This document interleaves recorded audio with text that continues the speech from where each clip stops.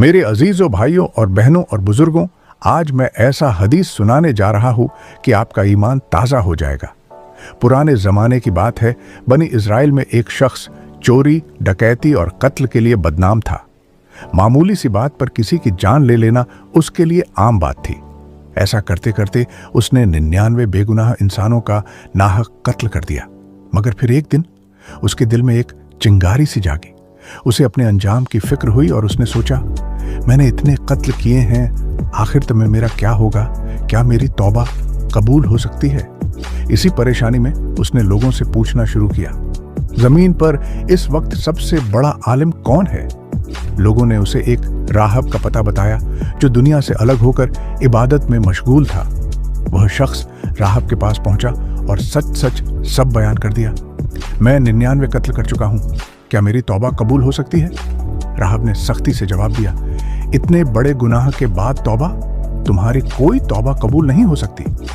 यह सुनकर उस शख्स के अंदर का दरिंदा जाग उठा और उसने उस राहब को भी कत्ल कर दिया। इस तरह 100 कत्ल पूरे हो गए। लेकिन हैरान करने वाली बात यह थी कि उसके दिल से तौबा की ख्वाहिश फिर भी खत्म न हुई। उसने दोबारा लोगों से पूछा, अब जमीन पर सबसे बड़ा आलिम कौन है? इस बार उसे एक सच्चे आलिम ए दीन का पता बताया। वह उनके पास पहुंचा और रो रो कर कहा, मैं 100 कत्ल कर चुका हूं, क्या अब भी मेरी तौबा कबूल हो सकती है? आलिम ने बड़े इत्मीनान और शफकत से जवाब दिया, हाँ, तुम्हारी तौबा जरूर कबूल हो सकती है। तौबा का दरवाजा कभी बंद नहीं होता। अल्लाह की रहमत तुम्हारे गुनाहों से कहीं ज्यादा बड़ी है। फिर आलिम ने नसीहत की, भला नेक लोगों की बस्ती में चले जाओ, वहां नेक लोग अल्लाह की इबादत में लगे हैं, उनके साथ रहो, इबादत करो, सच्ची तौबा करो और अपनी पुरानी बस्ती में वापस मत जाना, क्योंकि वह गुनाहों की जगह है। वह शख्स सच्चे दिल से निकल पड़ा, मगर अभी आधा रास्ता ही तय हुआ था, उसे ठोकर लगी और जमीन पर गिर गया और अचानक मौत आ गई। अब एक अजीब मंजर हुआ।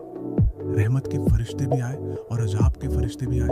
रहमत के फरिश्तों ने कहा, यह शख्स सच्ची तौबा करके अल्लाह की तरफ आ रहा था, इसकी रूह हम ले जाएंगे। अजाब के फरिश्तों ने कहा, इसने जिंदगी भर कोई नेकी नहीं की, यह हमारा हक है। फैसले के लिए एक फरिश्ता इंसानी शक्ल में आया।